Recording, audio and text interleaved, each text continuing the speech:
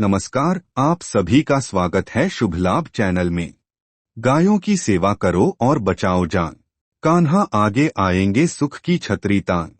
मित्रों, मान्यताओं के अनुसार गाय परम देवी है और सनातन धर्म में एक महत्वपूर्ण स्थान रखती है।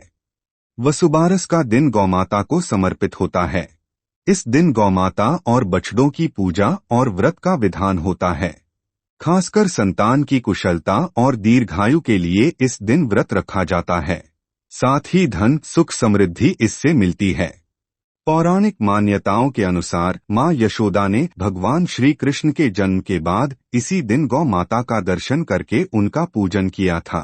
तभी से इस दिन व्रत रखते हुए गाय बछड़े की पूजा करने की परंपरा चल रही है। मान्यता है कि इस दिन गाय बछड़े की पूजा करने से गौलोक में वास करने का सौभाग्य मिलता है।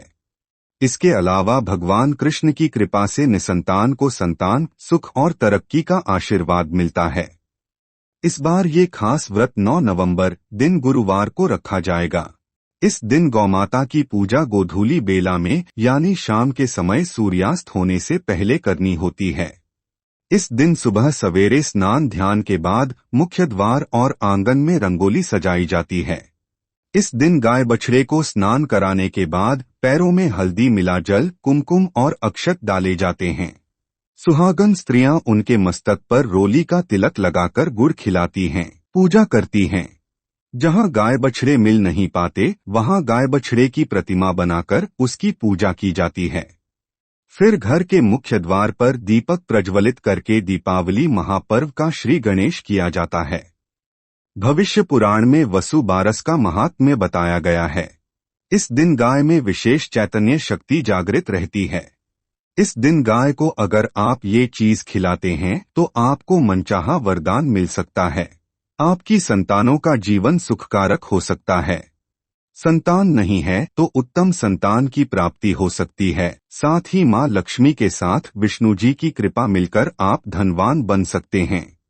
तो मैं बताऊंगा ये व्रत कैसे करें, पूजन किस तरह से करें, इस दिन क्या ना खाएं और गाय को क्या खिलाएं जिससे कि आपका जीवन सुख समृद्धि से महक उठे, मां लक्ष्मी और भगवान विष्णु जी का आपको आशीर्वाद प्राप्त हो। तो वीडियो को पूरा देखें और सबसे पहले कमेंट बॉक्स में जय गौमाता लिख दें। मित्रों, इस त्योहार की उत्पत्ति समुद्र मंथन से जुड़ी हुई है। समुद्र मंथन के समय दिव्य गाय कामधेनु 7 महान देवताओं के उपहार के रूप में उभरी। वो विष्णु अवतार भगवान कृष्ण से भी निकटता से जुड़ी हुई है। ये भक्तों के सभी कामनाओं की पूर्ति करने की क्षमता रखती है। मान्यता है कि वसु बारस के दिन विष्णु रूपी गाय से चैतन्य युक्त तरंग निकलते हैं। इसलिए इस दिन गाय की पूजा करने वाले लोग विष्णु द्वारा गौमाता के माध्यम से अपनी इच्छाओं की पूर्ति कर सकते हैं। इतनी अद्भुत शक्ति इस दिन गौमाता के अंदर आ जाती है।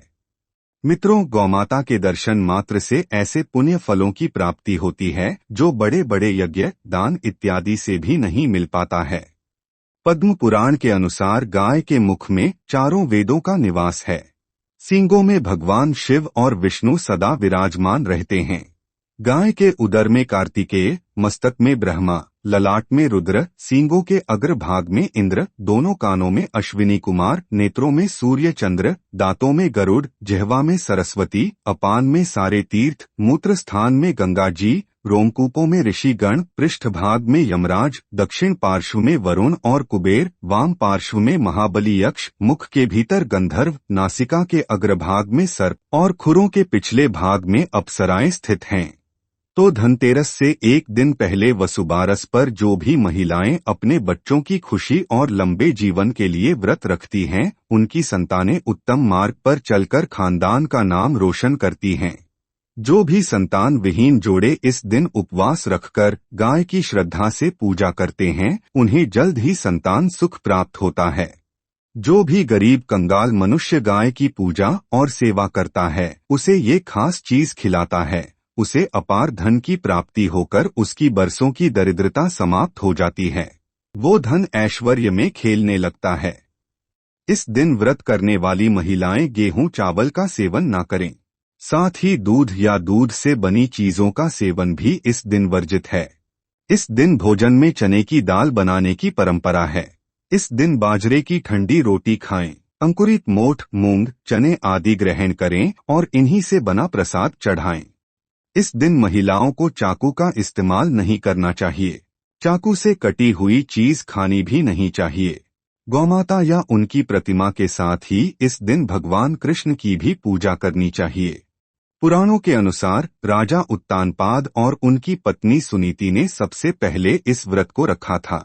उनकी प्रार्थना और उपवास के कारण उन्हें ध्रुव नामक दिव्य पुत्र की प्राप्ति हुई थी। इसलिए जो लोग संतान का सुख लेना चाहते हैं, उनके लिए भी ये पूजा अत्यंत लाभकारी मानी गई है। राजा दिलीप को भी गौमाता की सेवा करने के बाद ही संतान की प्राप्ति हुई थी, जिसके बारे में महाकवि कालिदास के महाकाव्य में लिखा गया है। अब जान लें गोवत्स द्वादशी की पूजन विधि। इस दिन स्नान आदि से निवृत्त होकर संकल्प लें और गोधूली बेला में यानी शाम के समय सूर्यास्त होने से पहले दूध देने वाली गाय की पूजा करें। आप चाहें तो मिट्टी की गाय और उनके बछड़े की मूर्ति बनाकर भी पूजा कर सकते हैं। पहले किसी तांबे के पात्र में इत्र, तिल, जल और फूलों को मिलाकर गौ का प्रक्षालन करें, यानी गाय और उसके बछड़े को स्नान कराएं। दोनों को नए वस्त्र ओढ़ाकर फूलों की माला पहनाएं। गाय बछड़े की चंदन, धूप, दीप आदि से पूजा करें। पूजन के बाद गाय को हल्दी से टीका करें और गेंदा फूल की माला पहनाएं। अगर आप गाय के पास गए हैं तो गाय को रोटी और गुड़ खिलाएं।